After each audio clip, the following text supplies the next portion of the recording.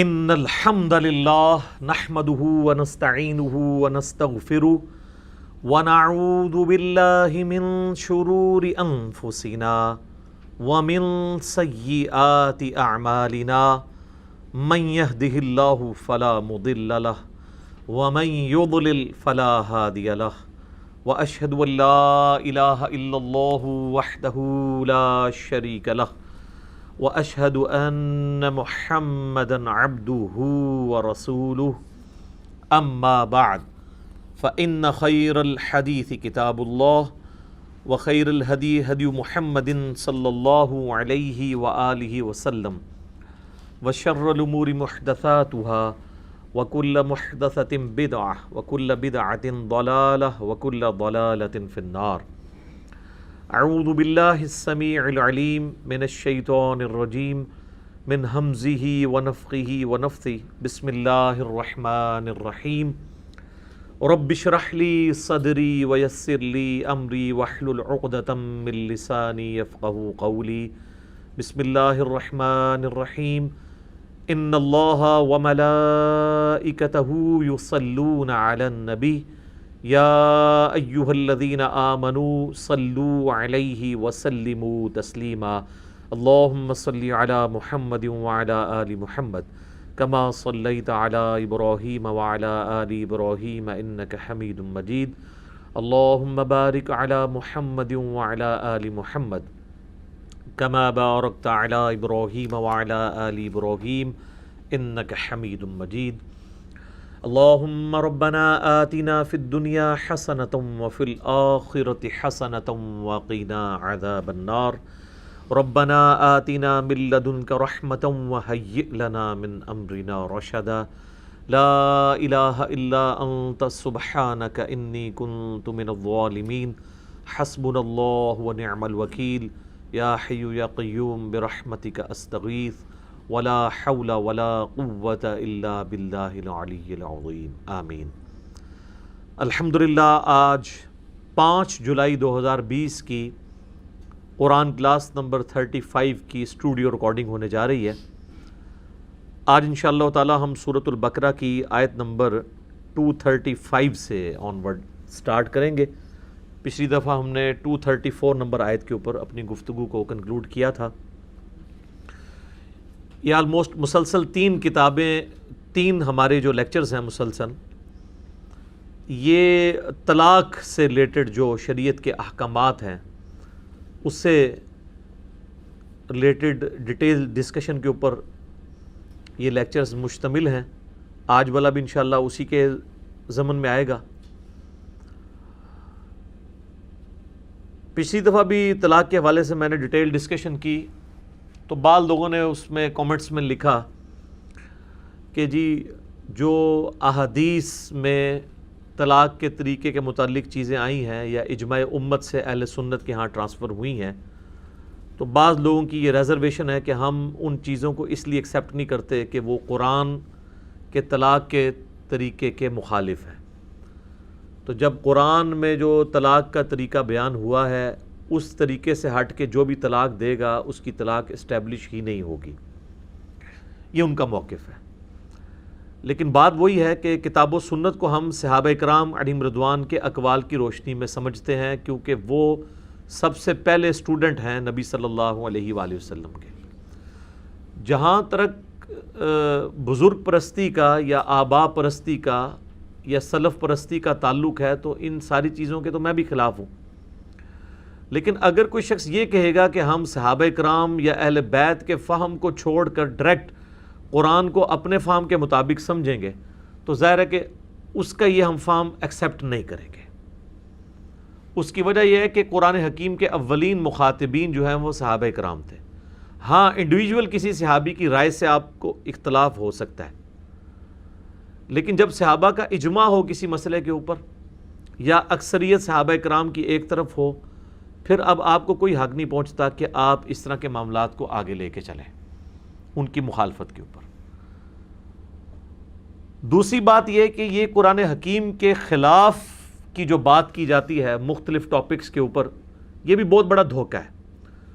قرآن حکیم کے خلاف اس وقت کوئی چیز ہوگی اجماع کی یا سنت کی یا صحیح الاسناد احادیث کی جب وہ سٹیٹمنٹ 180 ڈگری ہوگی. اگر قرآن کسی معاملے میں خاموش ہے اور آپ اپنے فہم سے اس کو اس طریقے سے ڈیڈکٹ کر رہے ہیں تو آپ یہ نہیں کہیں گے کہ قرآن کے خلاف ہے. قرآن کے خلاف تب ہوگا جب احادیث یہ کہتی ہوں کہ اکٹھی 3 طلاقیں دی جائیں سوائے ایک لیان کے مسئلے کے. وہ تو مسئلہ ہی قرآن میں بھی بالکل ڈیفرنٹ طریقے سے ہے. کسی حدیث میں نہیں آیا کہ اکٹھی 3 طلاقیں دو.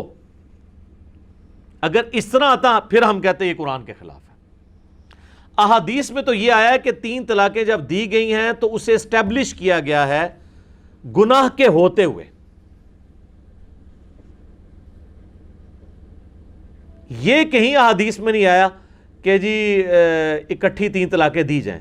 اس کے الٹ ملتا ہے. سنن نسائی کے اندر حدیث ہے ایک شخص نے اپنی بیوی کو ایک مجلس میں 3 طلاقیں دیں تو نبی صلی اللہ علیہ وآلہ وسلم اتنے جلال میں ہے, آپ نے فرمایا کہ میں زندہ ہوں اور اللہ کی حدوں کو توڑا جا رہا ہے.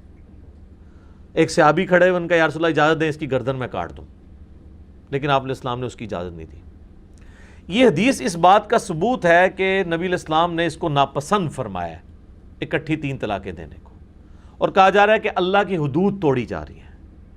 اگر اکٹھی 3 طلاقیں دینے سے طلاقیں اسٹیبلش نہ ہو رہی ہوتی تو نبی علیہ السلام کو یہ کہنے کی ضرورت نہیں تھی کہ اللہ کی حدود توڑی جا رہی ہیں. آپ یہ فرما دیتے یہ ایک محمل جملہ, یہ اسٹیبلش ہی نہیں ہوا, کوئی حد ٹوٹی ہی نہیں ہے. حد ٹوٹنے کا مطلب یہ ہے کہ ایک چیز غلط طریقے سے ہو گئی ہے اور اسٹیبلش ہو گئی ہے. پھر مسلم شریف میں حدیث ہے کہ نبی علیہ السلام نے حالت حیض میں طلاق دینے سے منع فرمایا, اور ڈیٹیل ملتی ہے کہ عبداللہ بن عمر نے حالت حیض میں اپنی بیوی کو طلاق دی تو نبی علیہ السلام نے ان کو کہا کہ رجوع کرو.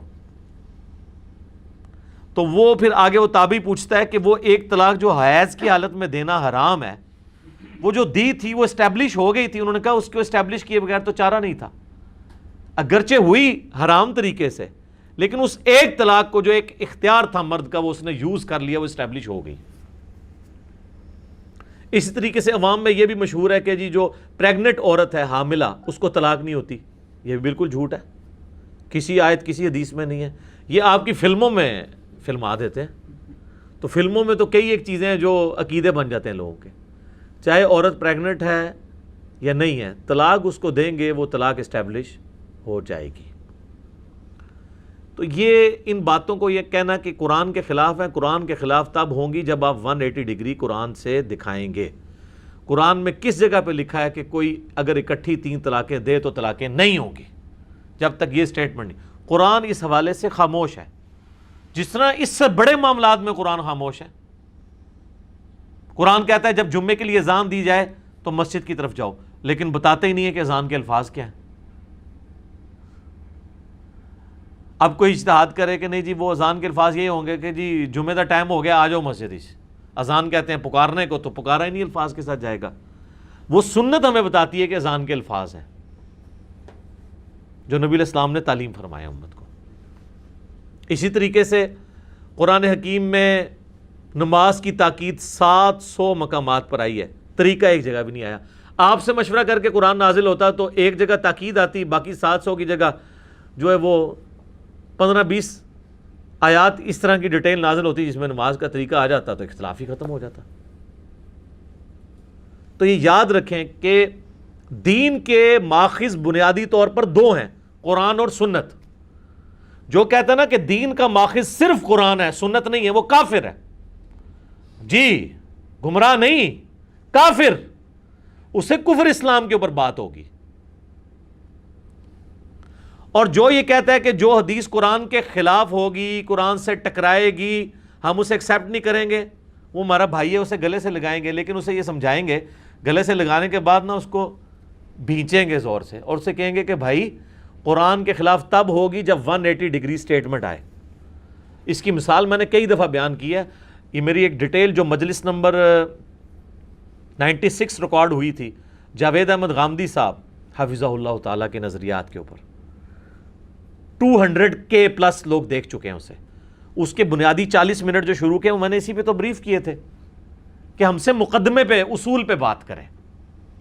صحیح بخاری میں حدیث ہے کہ ایک شخص حضرت عائشہ کے پاس آتا ہے اور کہتا ہے کہ یہ قرآن میں جو سورۃ البقرہ کی آیت ہے کہ صفا اور مروہ اللہ کی نشانیوں میں سے ہیں، کوئی حرج نہیں کہ تم ان کا طواف کرو. تو انہوں نے کہا کہ اس سے یہ رزلٹ نکلتا ہے کہ صفا مروہ کی سعی کرنا یہ فرض اور واجب نہیں ہے، کوئی کر لے تو ٹھیک، نہ کرے تو کوئی مسئلہ نہیں. اب ظاہری الفاظ میں اس طرف مانا بھی جاتا ہے، ایمانداری کی بات ہے. لیکن سیدہ عائشہ سلام اللہ علیہا نے فرمایا کہ یہ اس صورت میں ہونا تھا جب اللہ تبارک و تعالیٰ یہ کہتا کہ کوئی حرج نہیں ہے کہ صفا اور مروہ کی سعی نہ کرو. یہ تو ہے کہ صفا مروہ کی سعی کر لو تو کوئی حرج نہیں، یہ تو نہیں آیا کہ نہ کرو کہ کوئی حرج نہیں. تب ہونا تھا کہ وہ ضروری نہیں ہے. پھر انہوں نے بتایا کہ یہ الفاظ اس لیے یوز ہوئے کہ مشرکین عرب میں سے جو انصاری مسلمان ہوئے تھے وہ صفا مروہ کی سعی کو برا جانتے تھے. وہ یہ سمجھتے تھے کہ یہ بھی مشرکین عرب کی رسم ہے جو چل رہی ہے، کیونکہ صفا اور مروہ پہ انہوں نے 2 بت رکھے ہوئے تھے. تو اللہ تعالیٰ نے فرمایا کہ اگرچہ مشرکین عرب کی ہی یہ رسم چل رہی ہے، لیکن یہ رسم انہوں نے ان بتوں کی وجہ سے سٹارٹ نہیں کی ہے، بلکہ یہ مستعار لی ہے حضرت ابراہیم علیہ السلام کی جو بیوی تھی ہاجر.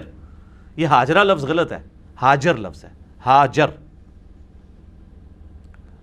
انہوں نے سعی کی تھی صفا اور مروہ کے درمیان، لہٰذا یہ سنت ابراہیمی چلتی آ رہی ہے.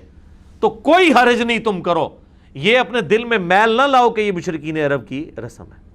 اب اس کانٹیکس میں اس آیت کو دیکھیں تو بالکل سیدہ عائشہ کی بات فٹ ان بیٹھتی ہے.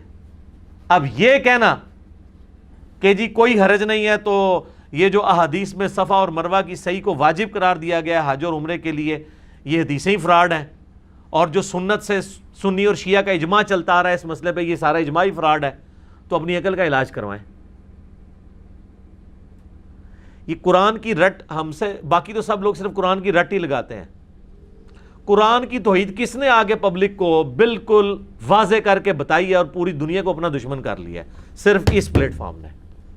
ہمیں لوگ دھونس لگائیں گے قرآن کی کہ ہم قرآن کی تعلیمات کے خلاف لوگوں کو تعلیمات دے رہے ہیں.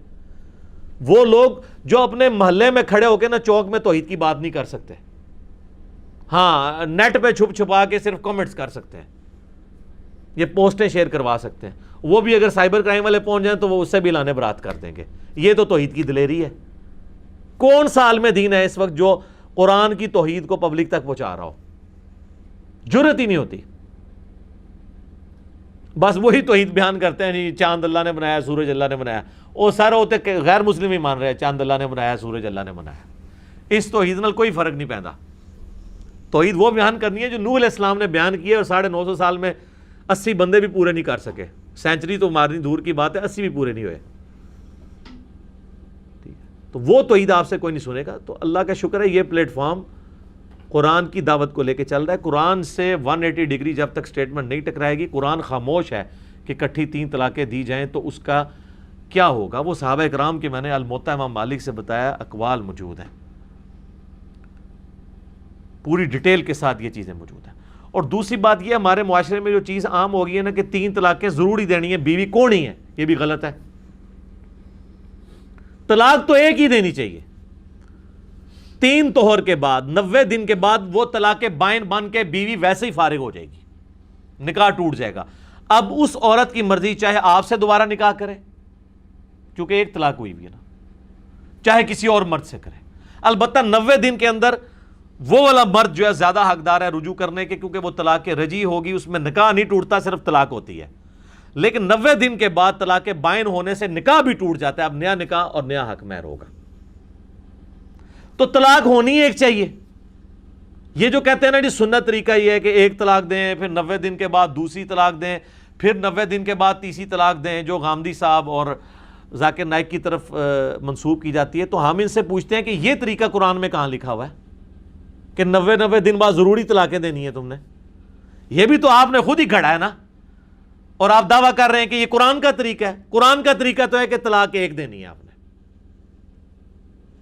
وہ جو ہے نا طلاق مرتان، وہ یہ ہے کہ بفرض محال کبھی مسئلہ بن گیا اور دوبارہ دینی پڑ گئی تو 2 ہی دفعہ دے سکتے ہو، تیسری دفعہ بیوی فارغ ہو جائے گی.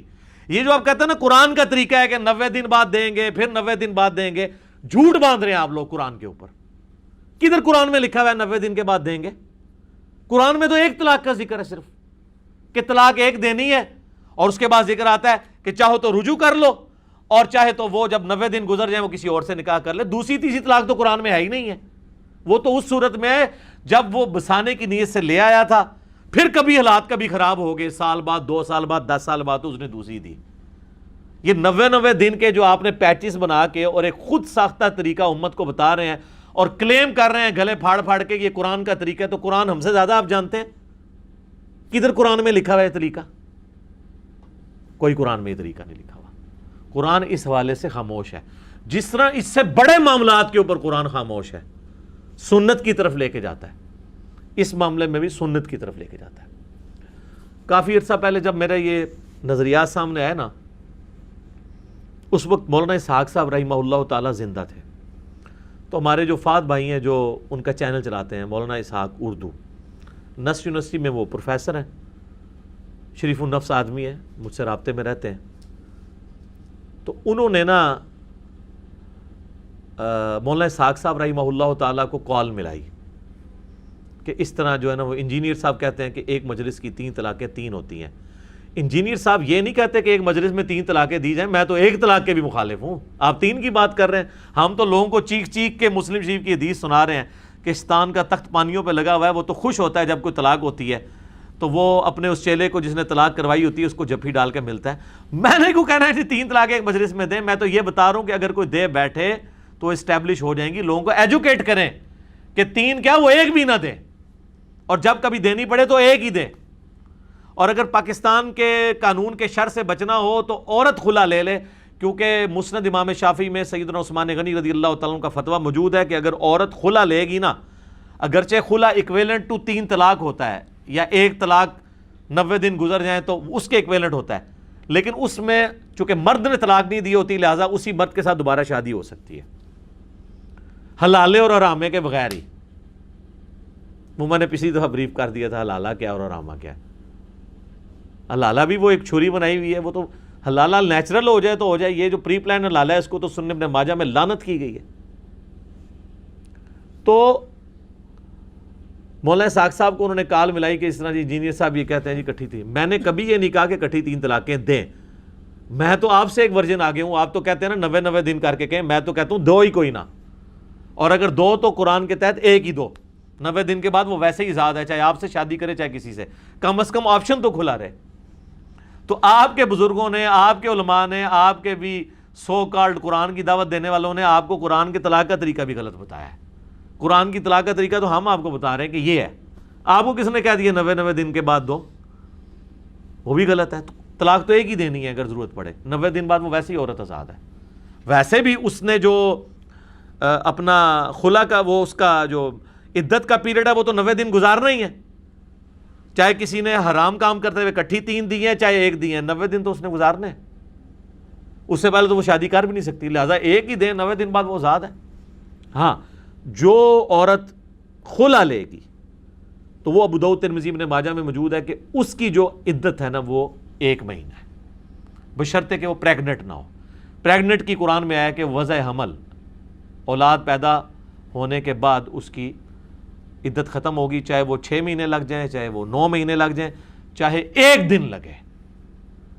اور اگر وہ متعلقہ ہے تب بھی اور بیوہ ہے تو تب بھی، سوگ بھی ختم ہو جائے گا 4 مہینے 10 دن والا۔ یہ اللہ نے پریگنٹ عورت کو نا ایک ایج دی ہے کہ کیونکہ اس کے گھر اب خوشی آئی ہے نا، تو اب سوگ کی کوئی تک نہیں بنتا، کیونکہ اللہ نے اس سے بڑی خوشی اسے دے دی ہے، تو سوگ اس کا ختم، اب جو بیوہ نے کرنا تھا وہ بھی ختم۔ تو قرآن کی روح سے یہ باتیں کرنا غلط ہے۔ وہ مولانا اسحاق صاحب کو فات بھائی نے کال ملائی اور کہا جی وہ علی بھائی کہتے ہیں کٹھی 3 ہو جاتی ہیں، اور وہ کہتے ہیں یہ صحابہ کا اجماع ہے، اور وہ کہتے ہیں یہ جو حدیث ہے مسلم شریف کی کہ نبی علیہ السلام کے زمانے میں 3 ایک تصور کی جاتی تھی، پھر حضرت ابوبکر کے زمانے میں، پھر حضرت عمر کے بھی ابتدائی چند سالوں میں، پھر حضرت عمر نے اس کو اسٹیبلش کیا کہ 3 کٹھی دی جائیں گی تو 3 ہی میں شمار کروں گا، مسلم شریف کی حدیث۔ تو پہلی بات یہ ہے کہ یہ تو حدیث آپ لوگوں کے بھی خلاف جاتی ہے۔ آپ لوگ کہتے ہیں کہ قرآن کے خلاف ہم نہیں باتیں مانیں گے، تو سیدنا عمر نے کیا قرآن کے خلاف یہ ڈیسیژن دیا تھا؟ یہ ہمیں پیش کرتے ہیں نا کہ حضرت عمر نے 3 طلاقیں اکٹھی کروائی ہیں، تو پیش کہاں سے کر رہے ہیں؟ مسلم شریف سے۔ تو پھر اگر اس حدیث کو آپ صحیح مانتے ہیں تو اس کا مطلب ہے کہ اس امت میں قرآن کے احکامات کو پہلے توڑنے والے تو آپ سیدنا عمر پہ تہمت لگا رہے ہیں کہ انہوں نے یہ کام جو توڑا ہے، تو یہ مجھے کیوں کہہ رہے ہیں کہ میں نے طریقہ بدل دیا اور میں لوگوں کو بتا رہا ہوں؟ آپ یہ حدیث ہمیں پیش کرتے ہیں نا، تو حدیث کو پھر آپ خود بھی ٹھیک مانیں نا، اور آپ کے حضرت عمر نے پہلی دفعہ قرآن کے طلاق کا طریقہ بدلا، قرآن میں طریقہ اور تھا، حضرت عمر نے اپنا بنا دیا، کڈی بڑی پھکی ہے، اے تو ہی لبدی ہے۔ اس کو کہتے ہیں تھنک آؤٹ آف باکس۔ وہی بات جو آپ دلیل کے طور پہ پیش کر رہے ہوتے ہیں وہ آپ کو پتہ ہی نہیں ہے کہ آپ ہمارے اوپر وہ تھوڑی مارنا چاہ رہے ہیں اور آپ کے اوپر وہ توپ کا گولا بن کے گر رہی ہے۔ اور جیسا تو ہم پتہ ہے جڑے سمجھدار فوجی ہوتے ہیں نا، وہ گرنیڈ پھاڑ کے نا واپس اڑ دیتے ہیں۔ میرے اللہ کو گرنیڈ سٹے، میں وہ بھی واپس سٹاں گا، نال جڑا نا تبرکن تو اور بھی چونگے سٹاں گا واپس۔ یہ حدیث انہوں پیش کرتے ہو۔ اس کی میں نے پوری ایکسپلینیشن کی تھی کہ یہ حدیث جو ہے اس پہ امام نسائی نے باب باندھا ہے کہ اس عورت کے لیے جس کے ساتھ مرد نے صحبت نہ کی ہو۔ وہ تو ہم بھی مانتے ہیں کہ جس عورت کے ساتھ مرد نے صحبت نہ کی ہو وہ غیر مدخولہ اسے کہا جاتا ہے۔ اس کو ایک وقت میں جب آپ 3 طلاقیں دیں گے وہ ایک سے ہی فارغ ہو جائے گی، اس کو 3 کی ضرورت نہیں، پھر اس کے ساتھ نیا نکاح ہو سکتا ہے۔ لیکن شادی شدہ عورت جس کی رخصتی ہو چکی ہے، جس سے مرد نے صحبت کی ہے، اس کے ساتھ اگر یہ کام کریں گے تو پھر سر اب وہ اس کی طرف آپ رجوع نہیں کر سکتے اگر کٹھی 3 طلاقیں دے دی ہیں۔ تو مولانا ساق صاحب کہتے ہیں کہ ہاں یہ علی کی بات صحیح ہے۔ وہ فون کال انہوں نے میرے خلاف چڑھائی ہوئی ہے، اس فون کال کی ایک ایک بات مولانا ساق صاحب نے اگرچہ میرے خلاف کی ہے لیکن وہ خود ان کے موقف کے خلاف جاتی ہے۔ انہوں نے کہا یہ علی کی بات صحیح ہے کہ صحابہ کرام کا یہی موقف تھا کہ کٹھی 3 طلاقیں 3 ہوتی ہیں۔ تو سر پہلی بات تو ثابت ہوئی کہ انجینئر صاحب صحابہ کرام کے فام کے ساتھ کھڑے ہوئے ہیں، خود بقول مولانا ساق صاحب کے جو میرے خلاف کال ریکارڈڈ ہے 4 منٹ کی، وہ آپ سن لیں۔ دوسرا انہوں نے کہا علی کی یہ بات بھی صحیح ہے کہ عبداللہ ابن عباس جن کے اوپر یہ پورا اہل حدیث کا مسئلہ کھڑا ہے وہ خود بھی ایک وقت کی 3 طلاقوں کو 3 مانتے تھے۔ ان کے تو فتوے ہیں مصنف ابن ابی شیبہ میں، سنن الکبریٰ البیہقی میں، اور شیخ زبیر صاحب نے طلاق کے چیپٹر میں وہ جو ایک مجلس میں جو 3 طلاقیں اکٹھی ہو جاتی ہیں، وہ ایک بندہ آتا ہے عبداللہ ابن عباس کے پاس کہ میں نے 100 طلاقیں دی ہیں، تو انہوں نے کہا 3 طلاقوں کی وجہ سے تو تیری بیوی ہمیشہ کے لیے حرام ہوگی، 97 طلاقیں تو نے اللہ کے ساتھ مذاق کی ہیں۔ ابن عباس تو خود فتویٰ دیتے تھے کہ ایک مجلس کی 3 طلاقیں 3 ہوتی ہیں، لہٰذا ابن عباس کی حدیث مسلم شریف سے پیش کرنا کہ حضرت عمر پہلا شخص ہے جس نے اکٹھی 3 طلاقیں کروائی ہیں، وہ انہوں نے کروائی تھی غیر مدخولہ کے لیے۔ انہوں نے کہا کہ ہم اب اس کے لیے بھی اس کو اسٹیبلش کر دیں گے، اب لوگوں کا یہ عذر نہیں قبول کریں گے، یہ علیحدہ سے ایک ٹاپک ہے۔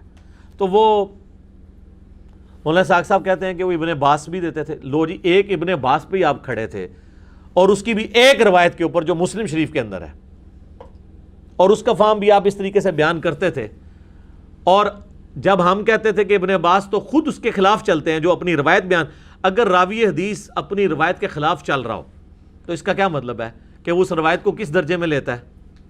اس کا فہم وہی لیتا ہے جو ہم لیتے ہیں، کہ ان کو عبداللہ ابن عباس کو پتا تھا یہ غیر مدخولہ کے لیے جس کے ساتھ مرد نے صحبت نہ کی ہو۔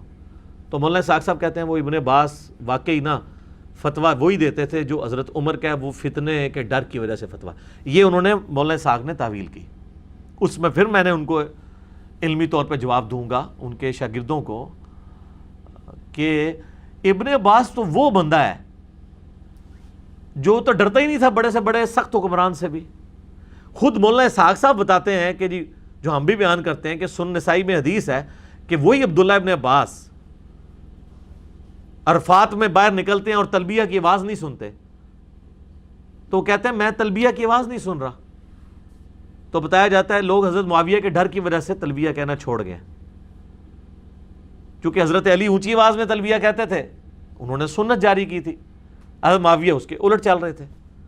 تو انہوں نے فرمایا کہ سنن الکبریٰ البیہقی میں بھی اس کی پوری ڈیٹیل موجود ہے، انہوں نے کہا ان پر اللہ کی لعنت ہو، معاویہ کی ناک خاک آلود ہو، انہوں نے بغض علی میں رسول اللہ کی سنت کو چھوڑ دیا۔ رسول اللہ اونچی آواز میں لبیک کہتے تھے، پھر ابن عباس نے وہاں لبیک اللہم لبیک اونچی آواز میں کہا۔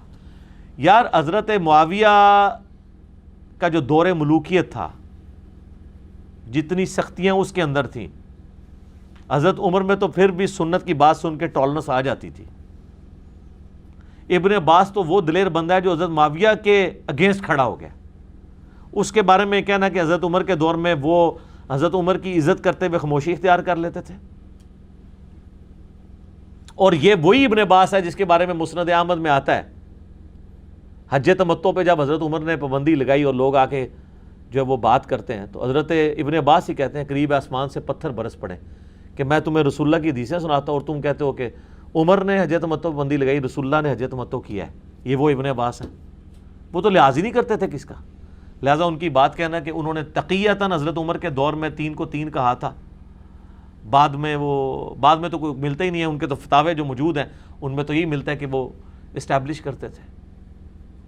ہاں اہل تشیع کے ہاں یہ رائے پائی جاتی ہے. ہم کوئی مطلب تنگ نظر نہیں ہے کہ ہم کہیں کہ یہ رائے نہیں پائی جاتی. میرا دعویٰ ہے کہ اہل سنت کے ہاں یہ اتفاقی مسئلہ چلتا آ رہا ہے.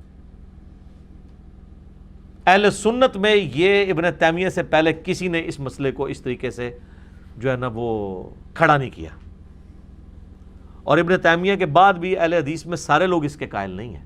شیخ زبیر علی صاحب نہیں قائل تھے، بلکہ وہ مجھے کہتے تھے کہ علی بھائی آج کے اہل حدیث کا ایک مسئلہ ایسا ہے جو میں کہتا ہوں اجماع صحابہ اور اجماع امت اور اہل سنت کے خلاف ہے. اجماع کے یہ لفظ بولا کرتے تھے، اور وہ طلاق کا مسئلہ ہے. میرے 1 to 100 کوسچنز میں جب میں نے آخر میں مجھے پتا تھا یہ جواب نہیں دیتے ہیں کیونکہ وہ پورا ایک مسلک کھڑا ہوا ہے نا، تو میں نے اس سوال کے سٹارٹ میں کہا تھا آپ کی مرضی جواب دیں یا نہ دیں. تو میں نے کہا 3 طلاق کا مسئلہ بتائیں، تو وہ اس پہ کھڑے ہو گئے تھے. اگر وہ اہل حدیث والا مسئلہ بیان کرنا ہوتا انہوں نے تو کر دیتے، ہمیں پتا تھا وہ جواب نہیں دیں گے. لیکن ریٹن میں مشکات کی پہلی جلد میں طلاق والے چیپٹر میں آپ جا کے دیکھ لیں. تو جو لوگ یہ سمجھتے ہیں کہ ہم معاذ اللہ قرآن کے خلاف چل رہے ہیں، تو ایسا نہیں ہے. قرآن کے خلاف چلانے کے لیے آپ کو قرآن میں 180 ڈگری سٹیٹمنٹ دکھانی پڑے گی. ادروائز کوئی شخص اپنی مرضی سے اجتہاد کرتا ہے، نہیں جی قرآن میں چونکہ یہ آیا ہے، اب چونکہ یہ آ گیا تو قرآن کے بالکل خلاف ہو گیا. ایسے نہیں ہوتا. یہ جو لوگ گمراہ ہوئے ہیں اوائل اسلام میں فرقے، قرآن پاک کی آیات کو مولڈ کر کے، جبریہ اور قدریہ. آپ کیا سمجھتے ہیں جبریہ اور قدریہ حدیثیں پیش کرتے تھے؟ قرآن کی آیات ہی لیتے تھے. جبریہ وہ جن آیات میں آتا ہے کہ تم کیا چاہو گے، جو چاہے گا وہ اللہ ہی چاہے گا، اللہ جسے چاہے ہدایت دے دے، جسے چاہے گمراہ کر دے. جبریہ کہتے تھے دیکھو یہ آیات واضح ہیں کہ انسان کوشش سے کچھ نہیں کر سکتا، جس کو اللہ نے دوزخ کے لیے پیدا کیا ہے وہ اللہ ہی اسے خود گمراہ کرے گا. قدریہ جو ہیں وہ دوسری طرف آتے تھے، وہ کہتے تھے قرآن میں آیت ہے وَالَّذِينَ جَاهَدُوا فِينَا لَنَهْدِيَنَّهُمْ سُبُلَنَا، جو لوگ ہماری راہ میں کوشش کریں گے ہم انہیں راہ دکھائیں گے. وہ کہتے تھے کہ دیکھیں یہ کوشش آپ کی اپنی ہے، اللہ نے کچھ نہیں کرنا، اللہ نے تو بعد میں جو کچھ کرنا ہے کرنا ہے. لیکن وہ پھر اتنا غلو اس میں کرتے تھے کہ وہ تقدیر کو بھی سائڈ پہ نکال دیتے تھے. جبکہ اہل سنت کا موقف درمیان میں ہے کہ نہ ٹوٹلی انسان کے اختیار میں اللہ نے چیز چھوڑی ہوئی ہے اور نہ ٹوٹلی جبر کیا ہے انسان کے اوپر. جبر کہتے ہیں یہ زبردستی کرنا، جبریہ اسی سے نکلے ہیں. وہ کہتے ہیں ہم پہ اللہ نے جبر کیا ہے، معاذ اللہ ہمیں دوزخ یا جنت کے لیے زبردستی پیدا کر دی ہے اور اسکروٹنی کر دی ہے. اور قدریہ جو ہیں وہ تقدیر کے منکر ہو گئے، وہ دوسری طرف چلے گئے کہ نہیں بھی اللہ نے بنا کے دنیا چھوڑ دی ہے، وہ جس طرف دنیا کی مرضی ہوگی اس طرف لے کے چلیں گے. یہ دونوں ایکسٹریمز تھے. لہٰذا یہ میں نے دیکھیں آلموسٹ اس پہ آدھا گھنٹہ میں نے لگا دیا صرف اس لیے کہ پچھلی دفعہ بال لوگوں کے کومنٹس آئے تھے. میں چاہ رہا ہوں کہ میں اس کو اپنی زندگی میں اس حوالے سے، ویسے تو میں نے کئی ایک ویڈیوز ریکارڈ کروا دی ہیں، تعصب کی اینک اتار کے دیکھیں. آپ ضرور یہ موقف اڈاپٹ کر سکتے ہیں کہ جی میرے نزدیک یہ موقف اس طرح نہیں اس طرح ہے.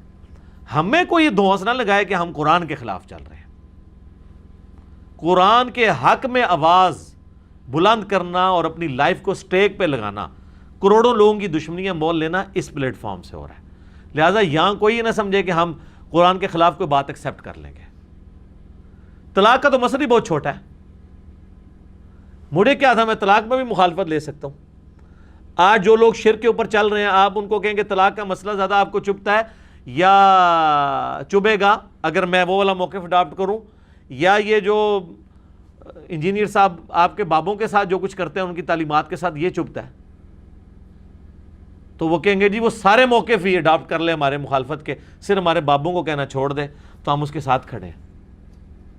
مجھے کئی علماء ہیں، مفتیاں ہیں، فون کرتے ہیں جی انجینئر صاحب بہت بڑا کام کر رہے ہیں جی، آپ اہل بیت کا دفاع تو کسی نے آج تک ویسا کیے نہیں جو آپ کر رہے ہیں، بس صرف بابوں پہ ہاتھ ہولا رکھیں. بھی بابوں پہ ہاتھ ہولا کیسے رکھ لیں؟ جب ہم اہل بیت کے دفاع کے لیے کھڑے ہیں تو ہم اللہ کے دفاع کے لیے نہ کھڑے ہوں، توحید کے دفاع کے لیے نہ کھڑے ہوں؟ اہل بیت سے ہماری عقیدت کیا اس وجہ سے کہ وہ اہل بیت کو اللہ نے مرتبہ دیا ہوا ہے، یا اس وجہ سے کہ ان کی نسبت اللہ اور اس کے رسول کے ساتھ ہے؟ ہمیں کسی کے ساتھ کیا ہمدردی ہو سکتی ہے؟ دیکھیں، انسان کی محبت صرف خونی رشتے کے ساتھ ہوتی ہے جو نیچرل ہے، باقی ساری محبتیں آپ نے ارن کرنی ہے۔ نبی علیہ السلام کے ساتھ بھی ہماری جو محبت ہے وہ ہم نے ارن کی ہوئی ہے، بچپن سے ہمارے دماغ میں ڈالا گیا۔ ادروائز آج ایک نیو مسلم آتا ہے، اس کو نبی علیہ السلام کی محبت ارن کرنی پڑے گی۔ صحابہ کو اس لیے ارن کرنی نہیں پڑتی تھی کہ وہ حضور کی صحبت کر لیتے تھے، آپ کی شخصیت سے متاثر ہوتے تھے، آہستہ آہستہ آپ کے دل میں، ان کے دل میں حضور کے لیے محبت آ جاتی تھی۔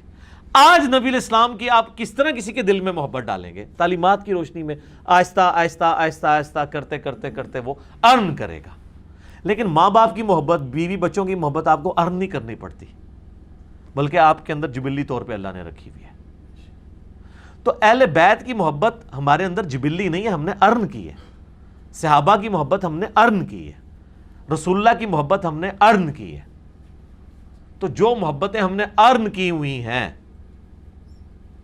وہ محبتیں ہم نے اللہ کی وجہ سے ارن کی ہیں۔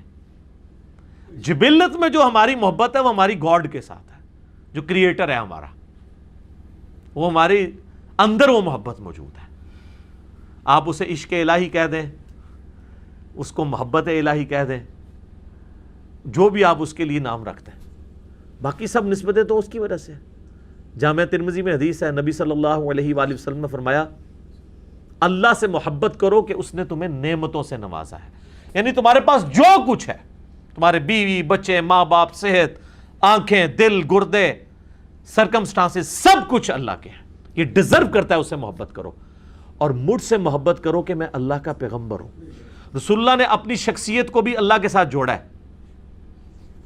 یہاں پہ وہ شیخ احمد سرندی جسے یہ لوگ مجدد الافسانی کہتے ہیں، وہ الٹ بات کرتا ہے، وہ کہتا ہے میں اللہ سے محبت اس لیے کرتا ہوں کہ وہ رسول اللہ کا رب ہے۔ کتنا گستاخانہ جملہ ہے یہ، رسول اللہ کے سامنے کہا جائے نا تو جس طرح وہ ماشاء اللہ وشئت والے کو حضور نے کہا تھا نا، ٹھیک ہے، کہ بئس الخطیب انت، وہ جو مسلم شریف میں حدیث آتی ہے، وَمَن يَعْصِهِمَا، جو ان دونوں کی نافرمانی کرے، اور مسند احمد میں آتا ہے کہ وہ حضور نے فرمایا قل بل ما شاء اللہ وحدہ۔ تو یہ اور قرآن میں آیا جناب، لقد من اللہ علی المؤمنین اذ بعث فیہم رسولا، یہ اللہ کا احسان ہے کہ مومنین میں رسول کو بھیجا ہے۔ اللہ نے تو یہ کہا نہیں ہے کہ یہ رسول اللہ کا احسان ہے کہ اس نے تمہیں اللہ کا تعارف کروایا۔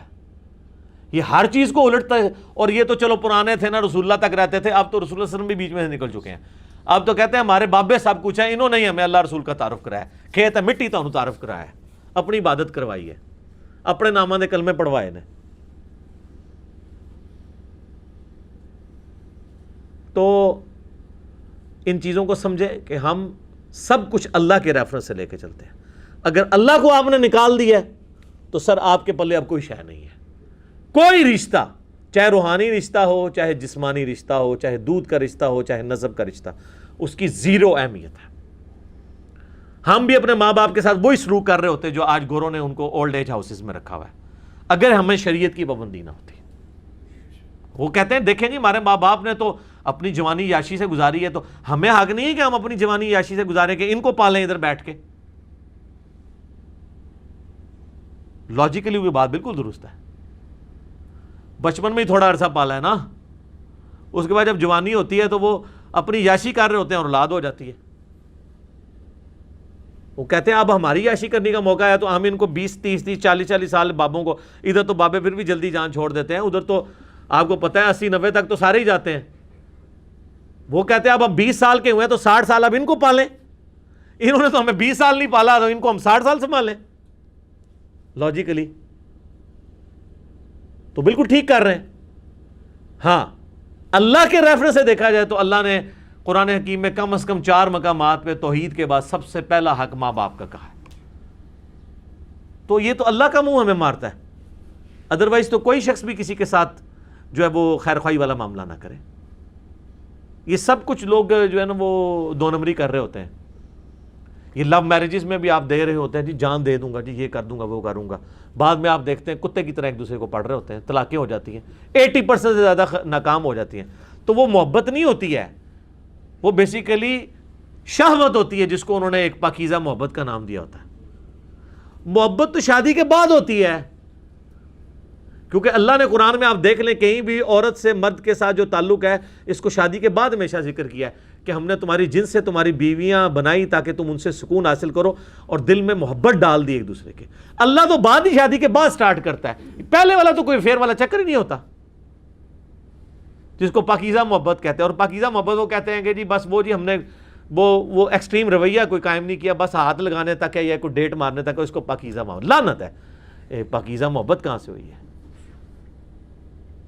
تو آپ دین کے مزاج کو سمجھیں. میں نے اتنا اس کو اس لیے کور کیا تاکہ ہم آج بس طلاق والا پورشن کور کریں گے، اور پھر دوسرے پارے کا اینڈ جو ہے نا وہ طالوت اور جالوت کی جنگ کے اوپر ہے.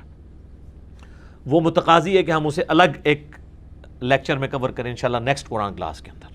اور یہ طالوت اور جالوت غزوہ بدر ہے بنی اسرائیل کا، ادھر بھی 313 تھے، صحیح بخاری میں آتا ہے، اور نبی علیہ السلام کے ساتھ بھی 313 تھے.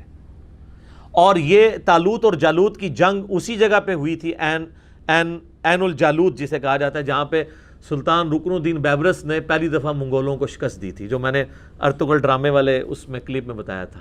ایگزیکٹ اسی جگہ پہ نا جنگ ہوئی تھی منگولوں کے ساتھ مسلمانوں کی، اور پھر کئی ہزار سال کے بعد پھر وہ ہسٹری ریپیٹ ہوئی تھی کہ اللہ تعالیٰ نے مسلمانوں کو فتح دی تھی. تو اب جلدی جلدی ان آیات کو کور کر دیتے ہیں. سورۃ البقرہ آیت نمبر 235. اعوذ باللہ من الشیطان الرجیم، بسم اللہ الرحمن الرحیم.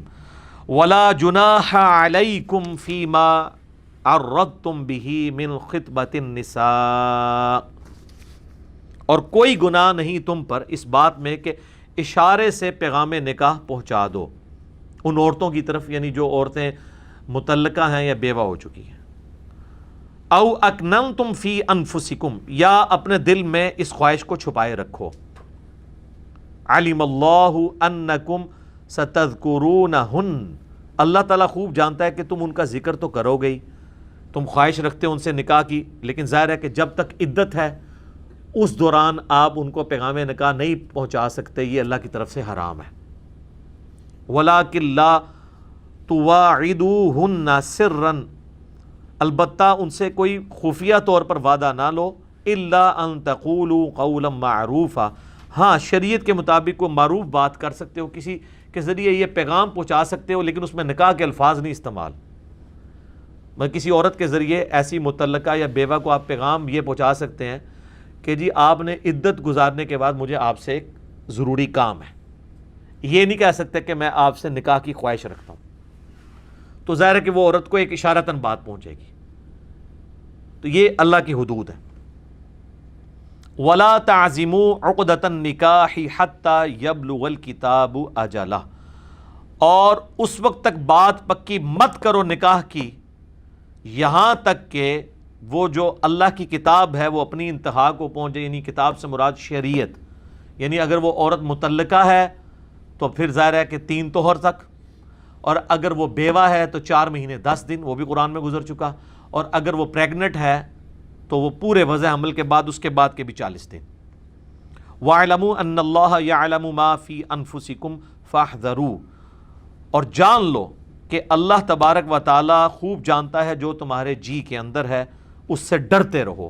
وَاعْلَمُوا أَنَّ اللَّهَ غَفُورٌ رَحِيمٌ، اور یہ بھی جان لو کہ اللہ تبارک و تعالی بے شک بخشنے والا ہے اور برداشت کرنے والا ہے. ان اللہ غفور حلیم، اللہ تعالیٰ بخشنے والا اور حلم والا، برداشت کرنے والا ہے. لا جناح علیکم ان طلقتم النساء ما لم تمسوہن، کوئی حرج نہیں تم پر اگر تم طلاق دو ان عورتوں کو جن کو تم نے ابھی تک ٹچ نہیں کیا. مراد یہ کہ ابھی رخصتی نہیں ہوئی، نکاح ہوا تھا. جیسے نبی علیہ السلام کا بھی سیدہ عائشہ سے نکاح ہوا، 3 سال بعد رخصتی ہوئی. تو عرب میں یہ تھا کہ طلاق مطلب رخصتی ڈیلے، ادھر بھی ہمارے معاشرے میں بھی ہے، جب تک وہ مرد کا کاروبار سیٹ نہ ہو جائے یا کوئی نوکری نہ لگ جائے تو بعض اوقات لٹکا کے رکھتے ہیں وہ بچیوں کو. تو اگر ایسا معاملہ ہے کہ تم نے طلاق دی ایسی عورت کو جن کو تم نے ابھی ٹچ نہیں کیا، او تفرضوا لہن فریضہ، یا ان کے ساتھ حق مہر فائنل نہیں کیا. یہ تو طے کر لیا ہے، حق مہر کے بغیر تو نکاح ہی نہیں ہوتا کہ حق مہر تمہیں دوں گا، لیکن وہ ابھی کوئی فائنل کنسنسس نہیں ہوا کہ کون سا ہے. اور اگر اس طرح کا اگر نکاح ہونا جس میں بھی فائنل نہیں ہوا تو عورت کے پاس مرد اسی صورت میں جائے گا کہ پہلے اسے حق مہر دے گا، ورنہ اس کے قریب نہیں جا سکتا، یا یہ ہے کہ عورت خود معاف کر دے. وَمَتِّعُوهُنْ، اور انہیں خرچہ دو، عَلَى الْمُوسِعِ قَدَرُهُ وَعَلَى الْمُقْتِرِ قَدَرُهُ، وسعت والا اپنی حیثیت کے مطابق اس کو جیب خرچ دے. یعنی جب آپ نے نکاح کر لیا نا تو اس دوران آپ بیوی کو جیب خرچ دیں، کیونکہ وہ آپ کی بیوی تو ہے. لیکن اگر وہ ڈیمانڈ نہیں کرنا چاہتی ہے، وہ بھی فی الحال ماں باپ کے گھر ہے، وہ علیحدہ معاملہ ہے، وہ خود چھوڑ دے، علیحدہ معاملہ ہے، لیکن بہتر ہے کہ اس کو یہ دیا جائے. لیکن وہ کہا گیا کہ وسعت والا امیر آدمی اپنی حیثیت کے مطابق دے گا، غریب آدمی اپنی حیثیت کے مطابق. میں نے پچھلی دفعہ ڈسکس کیا تھا، وہ طلاق ہو جاتی ہے تو وہ جا کے کورٹ میں کیسز کرتے ہیں، اور وہ مطلب وہ اس کو بھی پتہ ہے کہ یار یہ اس مرد کی تنخواہ اتنی ہے نہیں ہے، وہاں جا کے کہتے ہیں 40,000 روپے مہینے کا خرچہ لگا دو. تو 40,000 تو اس بیچارے کی ٹوٹل تنخواہ ہوتی ہے. تو جب تم شادی کر رہی تھی تو اس وقت تم نے یہ مطلب اس وقت تو جیب خرچ 10,000 تھا تمہارا، اور اب طلاق لے لیا تو اب اس سے صرف ایک بچے کے عوض 40,000 روپے مانگ رہی ہو، تو یہ بھی زیادتی ہے.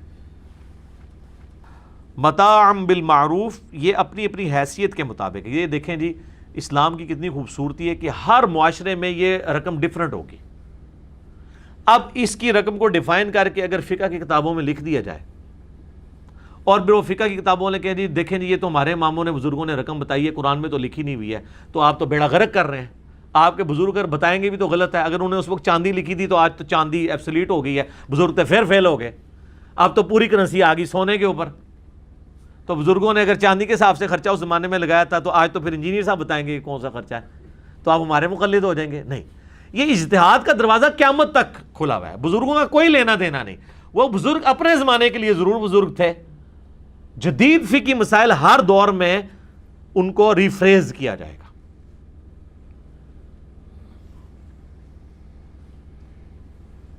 حقا علی المحسنین، یہ حق ہے، یہ فرض ہے نیکوکاروں کے اوپر کہ وہ یہ کام کریں. یعنی جو بدکار ہیں، جو فاسق و فاجر ہیں، وہ تو اللہ کی حدود کو توڑیں گے. جو اللہ کو ماننے والے ہیں اور اللہ کی ماننے والے ہیں، وہ ان حدود کو کبھی بھی پامال نہیں ہونے دیں گے. وَإِن طَلَّقْتُمُوهُنَّ مِن قَبْلِ أَن تَمَسُّوهُنَّ، اور اگر تم طلاق دو انہیں اس سے پہلے کہ تم انہیں ہاتھ لگاؤ، تو پھر ایک اور شرعی حکم بھی ہے جس کو فالو کرنا ہے. وَقَدْ فَرَضْتُمْ لَهُنَّ فَرِيضَةً فَنِصْفُ مَا فَرَضْتُمْ، تو جو تم ان کے ساتھ حق مہر مقرر کر چکے ہو تو آدھا حق مہر پھر بھی دینا ہوگا. دیکھیں عورت کو اللہ نے کتنی عزت دی ہے. صرف نکاح ہوا، ایجاب و قبول ہوا، حق مہر کے عوض اب آپ کا ارادہ بدل گیا، اور آپ نے حق مہر لکھوایا ہوا تھا 10 لاکھ روپے، تو 5 لاکھ دینے ہوں گے.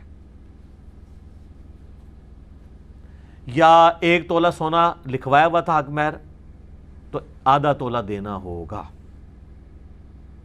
الا ان يعفون او يعفو الذي بيده عقدة النکاح، ہاں ایک ایکسیپشن ہو سکتی ہے کہ وہ عورت خود اپنا حق معاف کر دے. وہ کہہ دے کہ یار دفع ہو، جب تو نے مجھے ہی نہیں رکھا تو میں نے تیری رقم لے کے کیا کرنا ہے، یہ بھی اپنے پاس رکھ. ظاہر ہے وہ اسی طرح ہی کہے گی نا، یہ تو نہیں کہے گی حضرت بہت مہربانی آپ نے کچھ عرصہ میرا نام آپ پہ بولتا رہے تو اب بڑی مہربانی ہے اور پیسے میری طرف سے رکھیں. یہ کہے گی دفع ہو. تو اللہ تعالیٰ ہمارا اگر وہ خود ہی چھوڑنا چاہتی ہے تو ٹھیک ہے چھوڑ دے. لیکن وہ صرف اس کے لیے نہیں کہا اللہ نے کہا کہ جس کے ہاتھ میں نکاح کی چابی ہے یا پھر وہ چھوڑ دے. وہ نکاح کی چابی کس کے ہاتھ میں ہے؟ مرد کے، کیونکہ طلاق تو وہ دیتا ہے نا. عورت کے ہاتھ میں بھی چابی ہے لیکن وہ جوڈیشری کے تھرو ہے، کھلا. لیکن مرد کے تو ہاتھ میں جس وقت ہے وہ چابی وہ عورت کو کیا دے گا، وہ اپنے کوئی چابی لگا لے گا، باہر پوری زندگی جناب پچھتاندہ رہے گا میں کام کے پا لیا. تو جس کے ہاتھ میں نکاح کی چابی ہے وہ خود چھوڑ دے. مراد کیا کہ یار تو پورے ہی اس کو دے دے، وہ یہی چھوڑے گا نا. کہ اگر وہ حق مہر دے چکا تھا اس عورت کو تو اب وہ کہے گا جی میں نے چونکہ ہاتھ نہیں لگایا، رخصتی نہیں ہوئی، تو آدھا مجھے واپس کر دے. تو وہ تو اس کا حق ہے کہ آدھا واپس لے لے مرد. تو اللہ فرما رہا ہے کہ اگر چاہو تو چھوڑ ہی دو، ٹھیک ہے یار جو دیا ہے اس کے پاس ہی رہنے دو. عورت بھی معاف کر سکتی ہے اور مرد بھی. وَأَن تَعْفُوا أَقْرَبُ لِلتَّقْوَىٰ، اور اگر تم معافی کر دو یہ پرہیزگاری کے قریب ہے۔ اللہ تعالیٰ نے اصول تو بیان کیا ہے، لیکن انکریج اس کو کیا کہ یار ٹھیک ہے، نکاح کیا تھا یار، کیا فرق پڑتا ہے، اس کے پاس ہی رہنے دو، آدھا بھی واپس نہ لو، پوری عورت کو دے دو۔ وَلَا تَنْسَوُا الْفَضْلَ بَيْنَكُمْ، اور نہ بھلایا کرو احسان کو آپس میں لین دین کے معاملے میں، یعنی اس کی جزا پھر اللہ دے گا۔ یہ مرد پھر اس عورت کے ساتھ اگر ایک طرف اس کو یہ تکلیف پہنچی ہے نا کہ اس نے اس کو چھوڑا ہے، اس نے جینون ریزن سے بھی چھوڑا ہو، تو ایٹ لیسٹ یہ احسان بھی اللہ کے حضور اس کی نیکی پکی ہو جائے گی کہ ٹھیک ہے پورا اس کے پاس رہنے دیا۔ اللہ تعالیٰ یہ بھی نہیں کہہ رہا کہ میں وہ جو تم چھوڑو گے تو وہ رائے گاں جائے گا، یہ صرف دنیا میں تمہاری واہ واہ ہوگی، میں اس کے اگینسٹ تمہیں اجر دوں گا اگر تم نے اس عورت کو پورا ہی حق مہر دے دیا، اسے آدھا بھی نہ لیا۔ ان اللہ بما تعملون بصیر، بے شک اللہ تعالیٰ خوب جانتا، خوب دیکھ رہا ہے جو تم کرتے ہو۔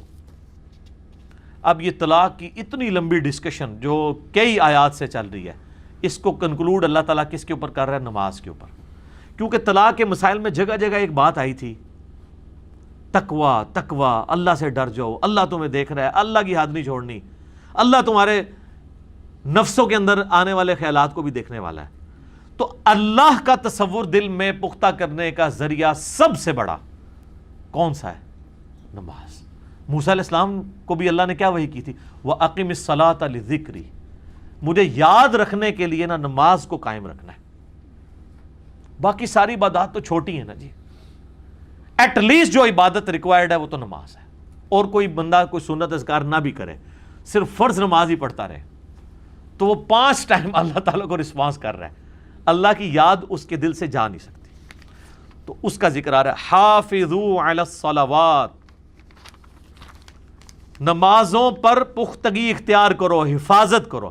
حفاظت کا مطلب کیا ہے؟ کسی چیز کی حفاظت کس طرح کی جاتی ہے؟ کہ عصر کے ٹائم اٹھ کے 3 نمازیں اکٹھی پڑھ لی جائیں، فجر ظہر عصر، یا رات کو سونے سے پہلے 5 نمازیں پڑھ لی جائیں؟ یہ نماز کی حفاظت نہیں ہے۔ نماز کی حفاظت یہ ہے کہ نماز اپنے وقت کے اندر ادا کی جائے، جو 3 ایٹ لیسٹ اوقات ہیں، فجر، ظہر و عصر اور مغرب اور عشاء، اور اس میں بھی پریفریبل ہے کہ اول وقت میں نماز ادا کی جائے سوائے نماز عشاء کے، لیکن وہ مستحب ہے کہ آپ لیٹ کریں۔ اور اگر کسی نے نماز جمع بھی کرنی ہے تو کوشش کرے کہ وہ جمع سوری کرے، ظہر کو آخری وقت میں پڑھ لے، عصر کو اول وقت میں، تاکہ وہ 5 ٹائم والی جو ریسٹرکشن ہے شریعت والی، اس میں وہ اس کو توڑے گا نہیں، کیونکہ نبی علیہ السلام کا عمومی عمل یہ ہے کہ آپ 5 اوقات میں نماز پڑھا کرتے تھے۔ تو ظاہر اب ظہر کا وقت اگر شروع ہو رہا ہے سپوز 12:20 پہ، اور عصر کا وقت سٹارٹ ہو رہا ہے جا کے 3:50 پہ، تو اس پورے وقت کے اندر کسی بھی وقت وہ ظہر کی نماز ادا کر سکتا ہے۔ وہ تو ہم نے طے کیا ہے نا، سعودی عرب میں تو آپ پتہ 12:20 ہوئے ہیں نا تو اذان ہو جاتی ہے، 12:30 جماعت ہو جاتی ہے۔ ہمارے کیا کرتے ہیں کہ اہل حدیث 12:20 سے نا 12:45 ہونے کا انتظار کرتے ہیں، 12:45 اذان دی، 1 بجے جماعت کرا دی۔ کچھ اہل حدیث کریں گے وہ 1:15 کا انتظار کریں گے، 1:30 بجے جماعت کرا دیں گے۔ کچھ حنفی ایسے ہیں جو 2 بجے کا انتظار کریں گے، 2:15 نماز کرا دیں گے۔ اور ہمارے یہ تبلیغی جماعت والے بھائی تو عموماً 2:30 پونے 3 کرا رہے ہوتے ہیں، اور وہ ٹھیک ہے، صحیح بخاری میں ہے کہ ظہر کی نماز گرمیوں میں لیٹ کر کے پڑھنا سنت ہے۔ تو اب ان کو کوئی کرٹیسائز نہیں کر سکتا کہ آپ 2:45 پڑھ رہے ہیں، نماز کا ٹائم تو وہ 12:20 پہ شروع ہے، اگر اس دوران آپ مر گئے تو اے بھی نوی کہانی لوگوں نے بنائی ہے۔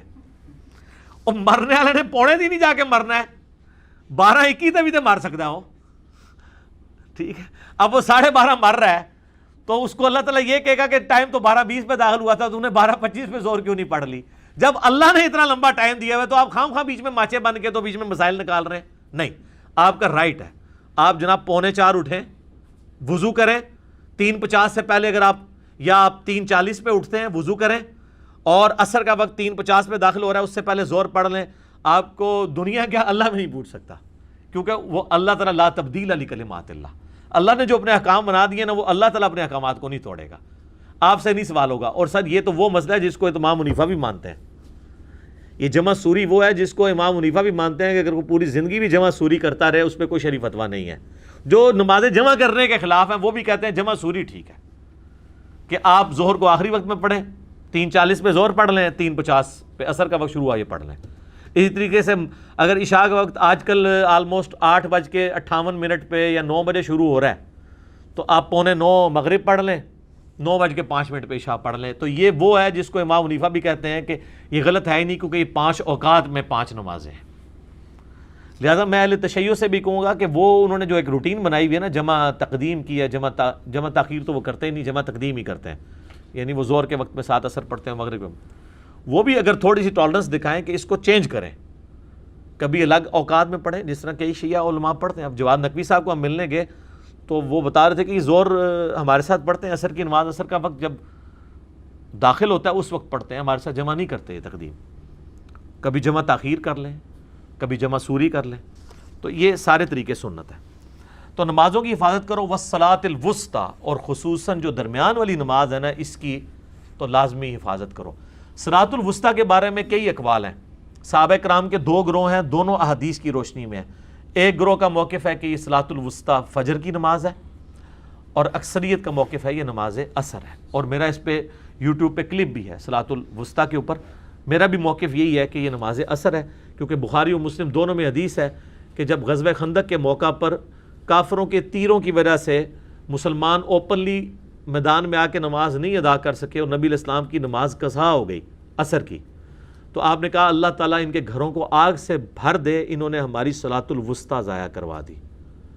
تو یہ حدیث مرفوع بخاری مسلم کی اس پہ گواہ ہے، اس لیے حافظ ابن کثیر نے تفسیر ابن کثیر میں نا ساری احادیث نقل کر کے انہوں نے کہا اینڈ پہ یہی موقف مضبوط رکھتا ہے کہ نبی علیہ السلام نے جو بخاری مسلم میں آیا نا کہ صلاۃ الوسطیٰ کہا ہے نماز عصر کو،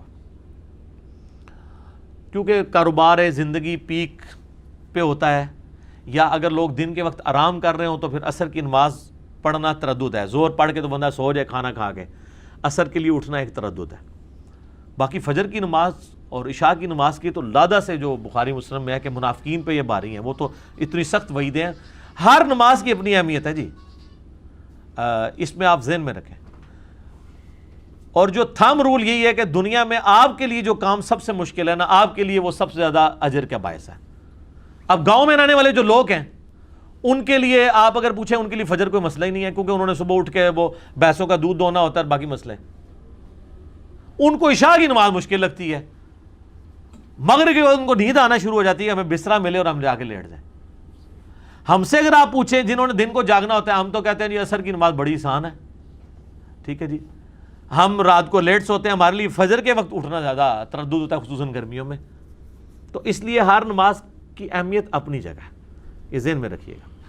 وَقُومُوا لِلَّهِ قَانِتِينَ، اور اللہ کے لیے عاجزی کرتے رہو، اللہ کے سامنے عاجزی کے ساتھ کھڑے ہو، اور نماز اس کا ایک پریکٹیکل نمونہ ہے کہ اللہ کے سامنے آپ عاجزی کے ساتھ کھڑے ہوتے ہیں۔ ایک تو اس کے سامنے کھڑے ہوتے ہیں، اور دوسرا پھر اس کی حمد کے بول بولتے ہیں اور اس سے دعا مانگتے ہیں اور اپنی گناہوں کی مغفرت چاہتے ہیں۔ فَإِنْ خِفْتُمْ فَرِجَالًا أَوْ رُكْبَانًا، پھر اگر تمہیں ڈر ہو دشمن وغیرہ کا، چاہے تم پیادہ ہو یا سواری پر ہو، تو ظاہر ہے کہ اس وقت تو پھر نماز اس طرح خشوع سے تو نہیں ادا کر سکو گے۔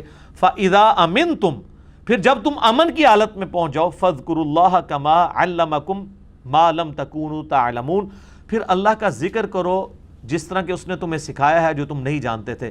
یعنی نماز تو تم نے نماز خوف جنگ کی حالت میں پڑھ لی، تیزی سے سفر میں تھے تیزی سے پڑھ لی، دشمن کا خوف تھا، لیکن بعد میں جب اپنے گھر پہنچے سکون ہوا، تو اب جو سنت اذکار ہیں یا باقی جو صبح و شام کے اذکار دعائیں ہیں، سبحان اللہ والحمد للہ ولا الہ الا اللہ واللہ اکبر، یا سبحان اللہ وبحمدہ سبحان اللہ العظیم، یا لا الہ الا اللہ وحدہ لا شریک لہ لہ الملک ولہ الحمد وہو علی کل شیء قدیر، تو یہ اذکار جو ہے نا، یہ پروٹوکول کے ساتھ اس کو تم خوش و خضوع سے کر لیا کرو۔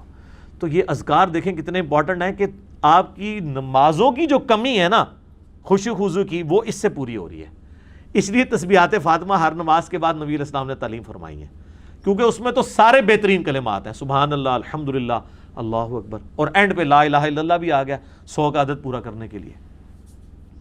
جو بخاری مسلم میں حدیث ہے کہ جو ہر فرض نماز کے بعد 33 دفعہ سبحان اللہ، 33 دفعہ الحمدللہ اور 34 دفعہ اللہ اکبر پڑھ لے گا، یا 33 دفعہ اللہ اکبر پڑھے اور 34ویں مرتبہ لا الہ الا اللہ وحدہ لا شریک لہ لہ الملک و لہ الحمد وہو علی کل شیء قدیر پڑھے تو اللہ تعالیٰ اس کے سارے گناہ معاف فرما دے گا اگرچہ سمندر کی جھاگ کے برابر ہوں. اور دوسری بخاری مسلم کی حدیث میں کہ جو یہ پڑھے گا وہ کبھی بھی محروم نہیں لوٹایا جائے گا جو یہ اذکار کر لے. اسے ہم تسبیح فاطمہ کہتے ہیں کیونکہ نبی علیہ السلام نے رات کو سونے سے پہلے بخاری مسلم میں آتا ہے سیدہ فاطمہ کو یہ تعلیم کی تھی جب وہ غلام مانگنے کے لیے گئی تھی. تو اس پہ میرا الگ سے ایک کلپ ہے ماشاءاللہ آلموسٹ 3 لاکھ کے قریب لوگ دیکھ چکے ہیں. اس کا عنوان یہ ہے سب سے بہترین وظیفہ. اس روئے ارض پہ نفلی اذکار میں اس سے بہتر کوئی وظیفہ نہیں ہے. سبحان اللہ، الحمدللہ، اللہ اکبر اور لا الہ الا اللہ، یہ 4 کلمات. تو میں نے ڈیٹیل کے ساتھ اس کے اوپر ڈسکشن کی تھی. اب یہ ٹاپک کنکلوڈ ہو رہا ہے. والذین یتوفون منکم ویذرون ازواجا، تم میں سے جو لوگ فوت ہو جائیں اور وہ بیویاں پیچھے چھوڑ جائیں، وصیۃ لازواجہم متاعا الی الحول غیر اخراج، تو وہ پیچھے یہ وصیت کر جائیں کہ ان کی بیویوں کو 1 سال تک خرچہ دیا جائے اور گھر سے نہ نکالا جائے. یہ آیات پھر وہ وراثت کی آیات سے منسوخ ہو گئی. اس میں تو اللہ نے خود 1/8 حصہ رکھ دیا تھا بیوی کے لیے. ایک بیوی کو 1/8 ملے گا، اگر 2 ہوں گی تو 1/8 پورے مال کا 2 میں تقسیم ہوگا. 1/16 1/16 ملے گا. یہ نہیں ہے کہ اس کو بھی 1/8 ملے گا، پھر تو 4 بیویاں ہوئی تو پیچھے بچنا ہی کچھ نہیں ہے. ٹھیک ہے، تو یہ منسوخ ہو گیا. تو عورت کو آپ طلاق کے بعد بھی 1 سال تک خرچہ دیں گے. یہ اس صورت میں تھا جب اللہ نے وہ رکھا نہیں تھا، وہ والا معاملہ. فَإِنْ خَرَجْنَا فَلَا جُنَاحَ عَلَيْكُمْ فِي مَا فَعَلْنَا فِي أَنفُسِهِنَّ مِن مَّعْرُوف، اگر وہ خود جانا چاہتی ہیں تو کوئی گناہ نہیں تم پر کہ وہ اگر کوئی اپنا مناسب معاملہ دیکھنا چاہتی ہیں، یعنی کوئی اور نکاح کرنا چاہتی ہیں تو عدت کے دوران تو ظاہر ہے کہ وہ عدت وہیں گزاریں گی، بعد میں پھر وہ اپنے نکاح کر سکتی ہیں. واللہ عزیز حکیم، اور اللہ تعالیٰ غالب ہے، حکمت والا ہے. وَلِلْمُطَلَّقَاتِ مَتَاعٌ بِالْمَعْرُوف، اور جو طلاق یافتہ عورتیں ہیں ان کو بھی مناسب طور پہ کچھ نہ کچھ خرچہ دیا جائے. حقاً علی المتقین، یہ بھی متقین کے لیے ہے. ظاہر ہے وہ طلاق اگر آپ ایک عورت کو دیں گے نا تو یہ ذہن میں رکھیے گا اس عورت کو آپ نے عدت کے دوران گھر سے نہیں نکال سکتے. 3 مہینے تک خرچہ بھی دیں گے، چاہے 1 طلاق دیا ہے یا غلطی سے 3 دے دیا، ہر صورت میں آپ نے اس کو یہ کرنا ہے. ہاں خود جانے چاہے وہ علیحدہ بات ہے. کذالک یبین اللہ لکم آیاتہ لعلکم تعقلون، اللہ تعالیٰ اس طریقے سے اپنی آیات کھول کھول کر بیان کرتا ہے تاکہ تم سمجھ جاؤ. تو یہ آیت نمبر 242 پہ وہ ٹاپک طلاق والا مکمل ہوا. یہ اللہ کی سنت ہے کہ بیچ میں اگر کوئی اور ٹاپک بھی آ جائے نا، پھر بھی جو مین ٹاپک ہوتا ہے نا، جب گفتگو کنکلوڈ کی جاتی ہے نا، اس سے ریلیٹڈ پھر آپ سورہ نساء دیکھیں، سٹارٹ ہوئی ہے وراثت کے احکامات کے ساتھ، پھر 70-80 آیات بیچ میں منافقین کے بارے میں، جب اینڈ ہوئی ہے نا آخری آیت کون سی ہے؟ کلالہ کی. تو جو مرکزی ٹاپک، تو یہاں پہ یہ مرکزی ٹاپک ختم ہوا. اب بنی اسرائیل کی ہسٹری یہاں سے شروع ہوگی. طالوت اور جالوت کی جنگ والا معاملہ وہ انشاءاللہ ہم اگلی دفعہ ڈسکس کریں گے. اللہ تعالیٰ سے دعا ہے جو حق بات میں نے کہی اللہ تعالیٰ ہمارے دلوں میں راسخ فرمائے. اگر جذبات میں میرے منہ سے کوئی غلط بات نکل گئی اللہ تعالیٰ ہمارے دلوں سے ہی محو کر دے، ہمیں معاف بھی فرما دے، ہمیں کتاب و سنت کی تعلیمات پر عمل کر کے دوسرے بھائیوں تک پہنچانے کی توفیق عطا فرمائے. سبحانک اللہم و بحمدک، اشہد ان لا الہ الا انت، استغفرک و اتوب الیک، وما علینا الا البلاغ المبین. جزاکم اللہ خیرا.